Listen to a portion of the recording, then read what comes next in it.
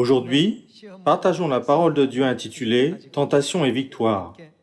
Si nous pensons à comment les péchés et les transgressions ont commencé sur terre, nous pouvons comprendre que c'est quand nous échouons à surmonter les épreuves et les tentations que nous commettons le plus de péchés.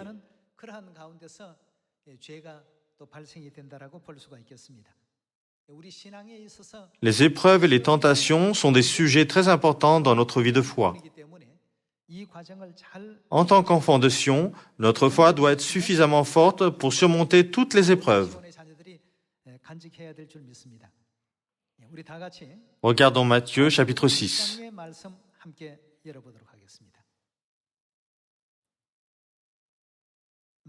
Dans Matthieu chapitre 6 verset 8, il est écrit « Ne leur ressemblez pas, car votre Père sait de quoi vous avez besoin avant que vous le lui demandiez. Voici donc comment vous devez prier. Notre Père qui es aux cieux, que ton nom soit sanctifié, que ton règne vienne, que ta volonté soit faite sur la terre comme au ciel. Donne-nous aujourd'hui notre pain quotidien. Pardonne-nous nos offenses, comme nous aussi nous pardonnons à ceux qui nous ont offensés. » Qu'a-t-il dit après ? Jésus est venu sur la terre il y a 2000 ans et il a enseigné comment prier au peuple de Dieu. Les paroles de cette prière contiennent l'expression « Ne nous induis pas en tentation ». Ne nous induis pas en tentation, mais délivre-nous du malin. Que signifie être induit en tentation ? Cela veut-il dire surmonter la tentation ?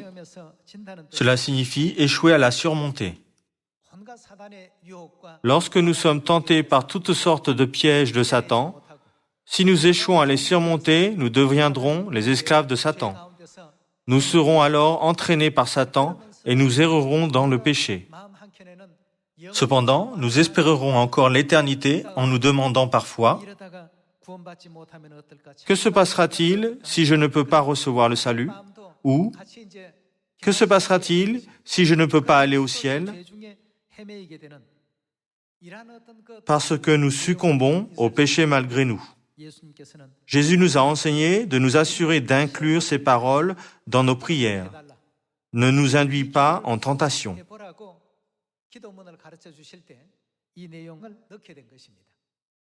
Ne nous induis pas en tentation, mais délivre-nous du malin. Frères et sœurs, succomber à la tentation signifie échouer à passer des tests. Nous pouvons comprendre que nous devons absolument surmonter les tentations. Lorsque nous regardons l'exemple des Israélites dans le désert, qui n'ont pas pu entrer en Canaan, le pays où coule le lait et le miel, parce qu'ils n'avaient pas réussi à surmonter les tentations.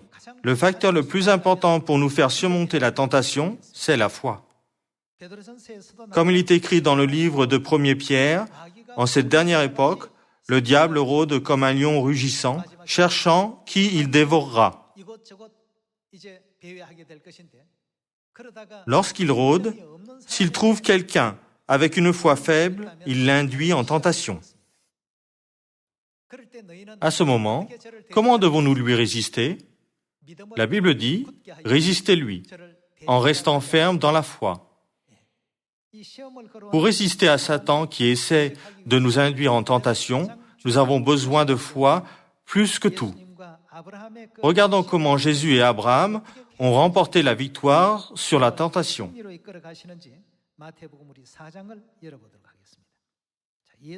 Tout d'abord, regardons comment Jésus a surmonté les tentations. Matthieu chapitre 4. Alors Jésus fut emmené par l'Esprit dans le désert pour être tenté par le diable.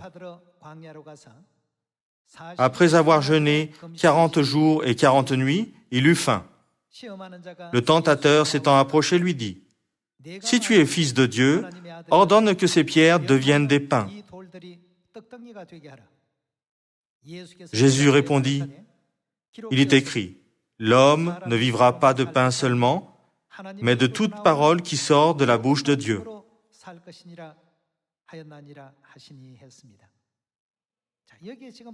Cela s'est produit après que Jésus eut jeûné pendant 40 jours et 40 nuits. C'est difficile pour nous d'endurer la faim, même si nous ne jeûnons qu'un jour. Mais Jésus a jeûné pendant 40 jours. Ça a dû être extrêmement douloureux. À ce moment-là, Satan s'est approché de Jésus et l'a tenté. « Si tu es le Fils de Dieu, ordonne que ces pierres deviennent des pains. » Lorsque Jésus a été testé, il a répondu « L'homme ne vivra pas de pain seulement, mais de toute parole qui sort de la bouche de Dieu. » Lorsque Satan a parlé de nourriture physique, Jésus a répondu que nous devrions nous nourrir de la parole de Dieu. Cela aurait été très facile pour Jésus de transformer des pierres en pain.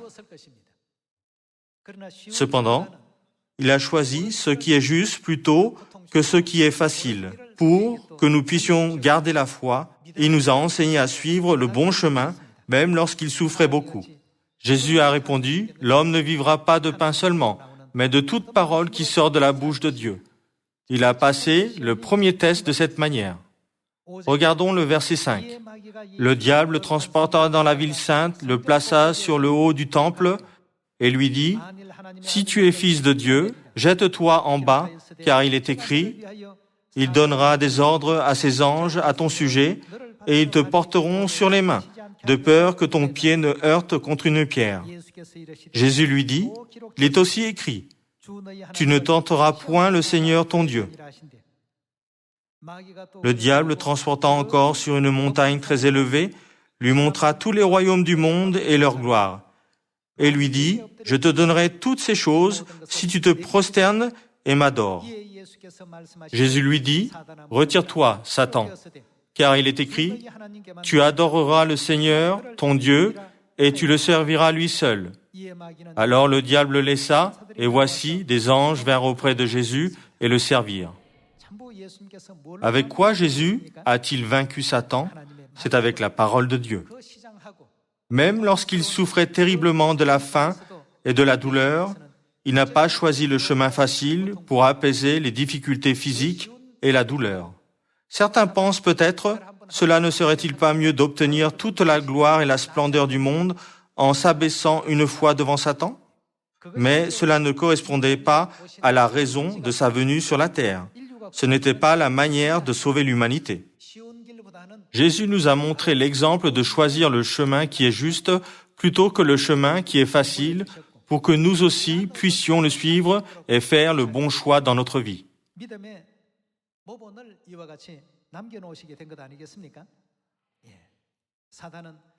Pour le faire chuter, Satan a testé Jésus avec du pain lorsqu'il avait faim et avec l'accomplissement d'un miracle. En lui montrant tous les royaumes du monde et leur gloire, Satan a dit, « Je te donnerai toutes ces choses si tu te prosternes et m'adores. » Mais Jésus n'a jamais cédé.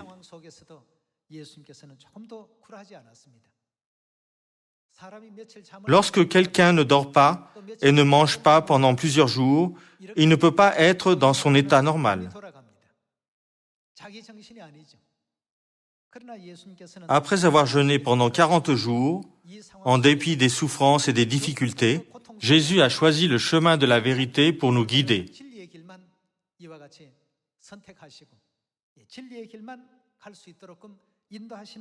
De même, quelles que soient les épreuves et les tentations qui surviennent, nous ne devons jamais trembler en ne sachant pas quoi faire. Au contraire, nous devons penser. Que nous a enseigné Dieu? Quel est le bon chemin que nous devons choisir?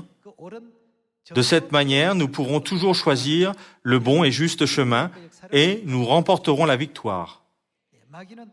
Le diable s'est focalisé sur la faim et les difficultés momentanées de Jésus. Il a usé d'une situation où il est difficile pour quelqu'un d'avoir tous ses esprits. Il a attaqué le point le plus faible de Jésus par différentes tentations, mais Jésus n'a jamais tremblé. Jésus était en chair. Il était alors dans les mêmes conditions que nous. Lorsqu'il était dans un état de faim extrême, il était peut-être en proie au délire. Cependant, pendant ces 3 tentations, Jésus ne s'est jamais soumis aux choses physiques, même un peu. Il a fait les bons choix pour que nous puissions avoir la foi en la future gloire éternelle que Dieu nous a promise. Tous ces choix étaient corrects. Comme il n'a fait que les bons choix, Satan ne pouvait plus le tester. Satan a donné les tests les plus difficiles à Jésus dans les circonstances les plus difficiles. Mais Jésus n'a pas du tout tremblé. Il s'est opposé à Satan avec foi, avec la parole de Dieu. Au contraire, Jésus a demandé à Satan de faire ce qui est correct. Alors Satan n'a pas pu rester et l'a quitté, puis les anges sont venus et ont servi Jésus. Regardons quel genre de test Abraham a traversé et comment il a pu le surmonter dans Genèse 22.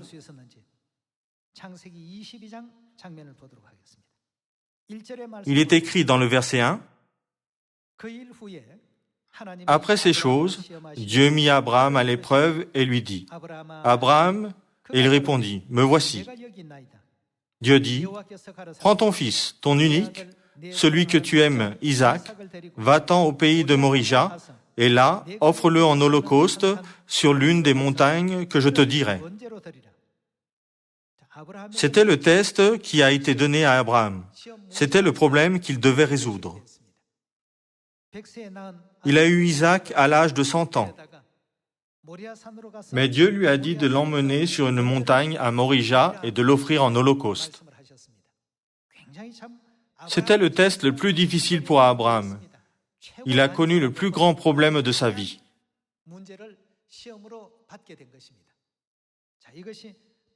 Peut-il le passer ou non? Beaucoup de monde échouerait s'il était dans une telle situation. Regardons comment Abraham a résolu le problème dans le verset 3. Abraham se leva de bon matin, sella son âne, et prit avec lui 2 serviteurs et son fils Isaac. Il fendit du bois pour l'holocauste et partit pour aller au lieu que Dieu lui avait dit. Le 3e jour, Abraham, levant les yeux, vit le lieu de loin, et Abraham dit à ses serviteurs, « Restez ici avec l'âne. Moi et le jeune homme, nous irons jusque-là pour adorer, et nous reviendrons auprès de vous. » Abraham prit le bois pour l'holocauste, le chargea sur son fils Isaac, et porta dans sa main le feu et le couteau. Et ils marchèrent tous 2 ensemble. Alors Isaac, parlant à Abraham, son père, dit, « Mon père. » Et il répondit, « Me voici, mon fils. » Isaac reprit, « Voici le feu et le bois, mais où est l'agneau pour l'holocauste » Abraham répondit, « Mon fils, Dieu se pourvoira lui-même de l'agneau pour l'holocauste. » Et ils marchèrent tous 2 ensemble. Lorsqu'il fut arrivé au lieu que Dieu lui avait dit, Abraham y éleva un autel et rangea le bois. Il lia son fils Isaac et le mit sur l'autel, par-dessus le bois, puis Abraham étendit la main et prit le couteau pour égorger son fils. Alors l'ange de l'Éternel l'appela des cieux et dit, « Abraham, Abraham » Et il répondit, « Me voici. » L'ange dit, « N'avance pas ta main sur l'enfant et ne lui fais rien, car je sais maintenant que tu crains Dieu et que tu ne m'as pas refusé ton fils, ton unique. »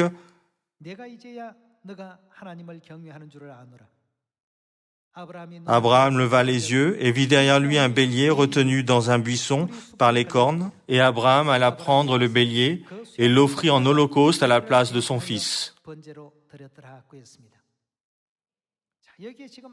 Ici, Abraham a été confronté au test.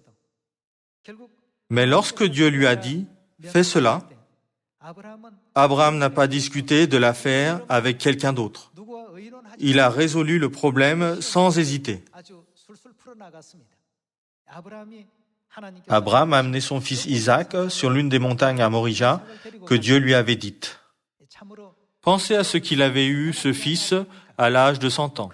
Combien son fils devait lui être cher?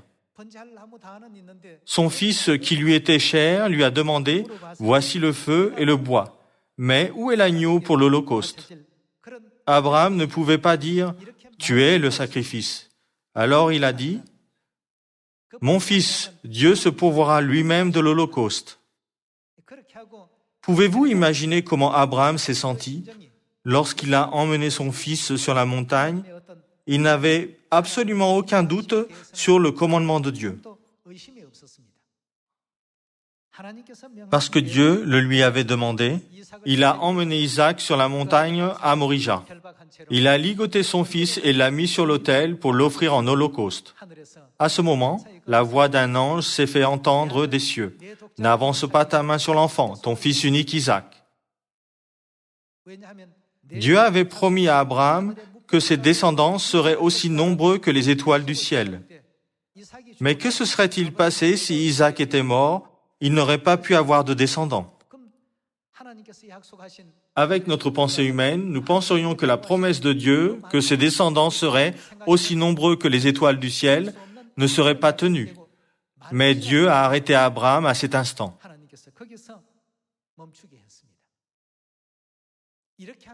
Je ne t'ai pas dit de faire ainsi parce que j'avais besoin d'un sacrifice, mais parce que je voulais voir ta foi. Quand Abraham a montré sa foi gracieuse, il a passé tous les tests. Jésus a aussi surmonté toutes les tentations malgré les difficultés. Alors Satan l'a quitté et les anges l'ont servi. Nous pouvons voir ces glorieuses victoires dans la Bible.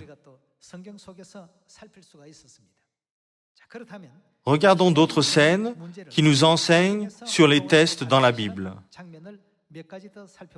Regardons dans Psaume chapitre 17. Psaume chapitre 17, verset 1. Éternel, écoute la droiture, sois attentif à mes cris, prête l'oreille à ma prière, faite avec des lèvres sans tromperie. Que ma justice paraisse devant ta face, que tes yeux contemplent mon intégrité. Si tu sondes mon cœur, si tu le visites la nuit, si tu m'éprouves, tu ne trouveras rien. Ma pensée n'est pas autre que ce qui sort de ma bouche. À la vue des actions des hommes, fidèle à la parole de tes lèvres, je me tiens en garde contre la voix des violents. Mes pas sont fermes dans tes sentiers, mes pieds ne chancellent point. Je t'invoque, car tu m'exauces, ô Dieu. Incline vers moi ton oreille, écoute ma parole. Ici, il est écrit, mes pas sont fermes dans tes sentiers. Pour être ferme dans les sentiers, on a besoin d'une foi ferme. Puis, il est écrit, mes pieds ne chancellent point. Selon ce qui est dit dans le verset 3, si tu sondes mon cœur, mes pas sont restés fermes dans tes sentiers, mes pieds ne chancellent point. David a offert une prière sincère à Dieu. Regardons Psaume chapitre 26, verset 2. Sonde-moi, Éternel, éprouve-moi. Fais passer au creuset mes reins et mon cœur. Il voulait que Dieu le teste. En d'autres mots, il a demandé à Dieu de le raffiner. Lorsque nous sommes testés par Dieu, c'est en fait une manière de nous raffiner. C'est pourquoi les tests impliquent le raffinement. C'est pourquoi David a dit, « Sonde-moi, Éternel, éprouve-moi. Fais passer au creuset mes reins et mon cœur, car ta grâce est devant mes yeux, et je marche dans ta vérité. Je ne m'assieds pas avec les hommes faux, je ne vais pas avec les gens dissimulés. » David a demandé à Dieu de le tester, de le raffiner et de le tenter par tous les tests. Examine mon esprit. Teste si je me dirige vers le royaume des cieux ou pas, si je cède aux choses séculières. De cette manière, David a demandé à Dieu de le tester dans Psaume chapitre 26. La Bible nous dit de ne pas nous étonner d'être confrontés à des épreuves douloureuses, comme si quelque chose d'extraordinaire nous arrivait. Au contraire, nous devrions trouver ce dont dépend la foi dans de telles circonstances. Regardons 1 Pierre chapitre 4, verset 12. Mes bien-aimés, ne trouvez pas étrange d'être dans la fournaise de l'épreuve, comme s'il vous arrivait quelque chose d'extraordinaire. Tout le monde peut être confronté à un test comme Abraham et Jésus dans le processus de raffinement. Alors, ne soyez pas surpris comme si quelque chose d'extraordinaire vous arrivait. Verset 13. Réjouissez-vous, au contraire, de la part que vous avez aux souffrances de Christ. Réjouissez-vous des souffrances de votre vie de foi, afin que vous soyez aussi dans la joie et dans l'allégresse lorsque sa gloire apparaîtra. Si vous êtes outragés pour le nom de Christ, vous êtes heureux, parce que l'Esprit de gloire, l'Esprit de Dieu, repose sur vous. Comme vous le voyez, il doit y avoir des épreuves douloureuses pour être raffinés. Ce qui est important, c'est l'attitude d'accepter la situation. Quand vous accepterez toutes les situations avec foi, vous vous demanderez, pourquoi Dieu a-t-il fait arriver ces choses à ma famille, à moi, à mon entreprise, ou dans ces circonstances? Si vous pensez de cette manière, vous trouverez de quoi remercier et ce qui renforce la foi. En peu de temps, vous saurez que la situation vous a été donnée pour une certaine raison et qu'il y a là la volonté de Dieu. Vous comprendrez plus tard toutes les situations en marchant sur le chemin de la foi. Regardons Jacques chapitre 1 verset 12. Qui est béni? Heureux l'homme qui supporte patiemment la tentation. Supporter la tentation signifie surmonter les épreuves. Heureux l'homme qui supporte patiemment la tentation, car, après avoir été éprouvé, il recevra la couronne de vie que le Seigneur a promise à ceux qui l'aiment. Que personne, lorsqu'il est tenté, ne dise « c'est Dieu qui me tente ». Car Dieu ne peut être tenté par le mal, et il ne tente lui-même personne. Mais chacun est tenté quand il est attiré et amorcé par sa propre convoitise. Puis la convoitise, lorsqu'elle a conçu, enfante le péché, et le péché, étant consommé, produit la mort. Ceux qui persévèrent dans les épreuves, ceux qui surmontent les tests, de telles personnes sont bénis. Après avoir surmonté l'épreuve, il recevra la couronne de vie que Dieu a promise à ceux qui l'aiment. Ce sont les paroles de bénédiction qui sont écrites à la suite. C'est pourquoi nous devons surmonter sans faute les épreuves et les tests, n'est-ce pas? Peu importe quel genre de test, nous devons être heureux de le passer. Par exemple, n'êtes-vous pas heureux après avoir réussi un entretien? Si vous échouez à un test, vous serez triste, votre cœur sera brisé. C'est ainsi même pour des tests triviaux de ce monde. Mais ce qui est écrit dans la Bible, c'est le test pour entrer au royaume des cieux. Puisque c'est le test d'entrée au royaume des cieux, même si nous avons un test comme celui d'Abraham, nous devons le passer. Même si le test de Jésus nous est donné, nous devons le surmonter. Pour cela, nous devons avoir une foi ferme et espérer le ciel encore plus. C'est pourquoi l'auteur de Psaume ainsi qu'Abraham ont prié Dieu sincèrement. Lorsque Jésus nous a enseigné la prière à notre Père, il a dit « Ne nous induis pas en tentation », par cela, il a voulu dire « Guide-nous à passer sans faute le test ». Dans Matthieu chapitre 6, il a enseigné cette prière à tous ceux qui croyaient en Dieu. Peu importe à quel test nous sommes confrontés, aide-nous à le passer. Aujourd'hui, nous sommes peut-être confrontés à un certain test.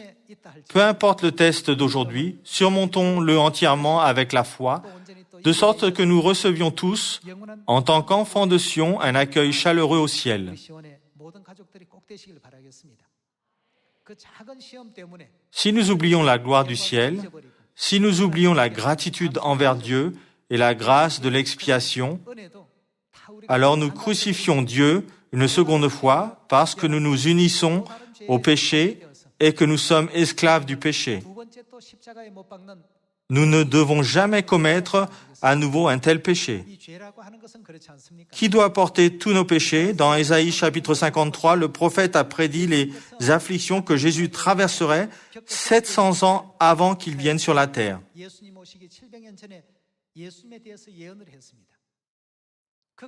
Il a été brisé. Pourquoi a-t-il été brisé? Pour nos iniquités. Il a été brisé pour nos iniquités. Il a souffert pour nos transgressions. D'après ces paroles, si nous péchons, qui est destiné à porter nos péchés? D'après la prophétie, celui qui porte le salaire des péchés n'est pas celui qui les commet.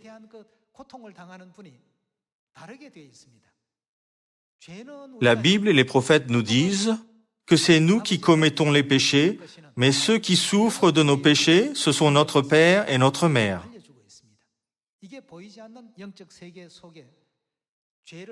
Ésaïe chapitre 53 nous montre clairement le mécanisme entre ceux qui commettent les péchés et Père et Mère qui souffrent des péchés dans le monde invisible.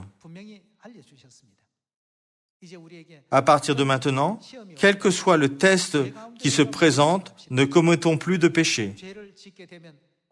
Si nous péchons, nous amenons à nouveau notre Dieu sur la croix. Comment pourrions-nous faire se reproduire une chose si déchirante? Nos péchés et nos transgressions devraient être soigneusement effacés et enlevés par la nouvelle alliance. Ne soyons plus impliqués dans de nouveaux péchés. Si nous étions dans la tentation jusqu'à présent, alors offrons la prière que Jésus nous a enseignée pour que nous puissions sortir complètement de la tentation.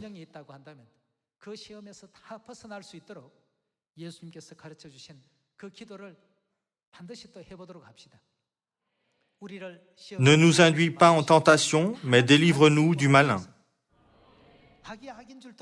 Nous ne devons plus être perdus dans la tentation sans distinguer le mal. Au lieu de cela, nous devrions joyeusement accomplir ce que Dieu nous a commandé.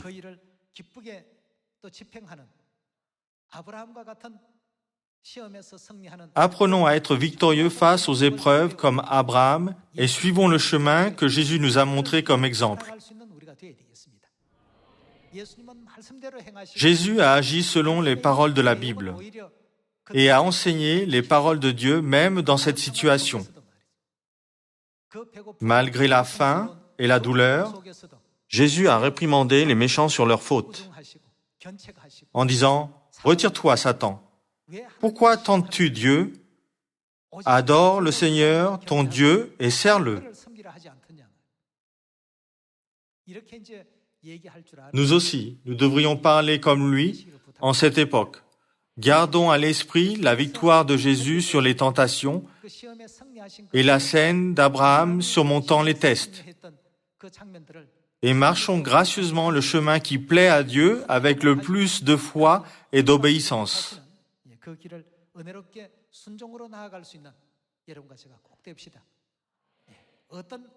Dieu a vaincu le diable pour qu'il ne puisse pas s'approcher de nous. La Bible dit, « Ne vous conformez pas au siècle présent ». Alors, à qui devons-nous nous conformer? Nous devons nous conformer à Dieu seulement. Gravons cette leçon dans nos esprits aujourd'hui.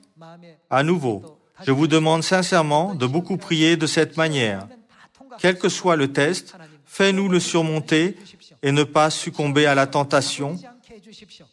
Aide-nous à ne pas chuter à cause des épreuves. En espérant que vous avez reçu beaucoup de grâce aujourd'hui, j'aimerais conclure le sermon. Merci beaucoup.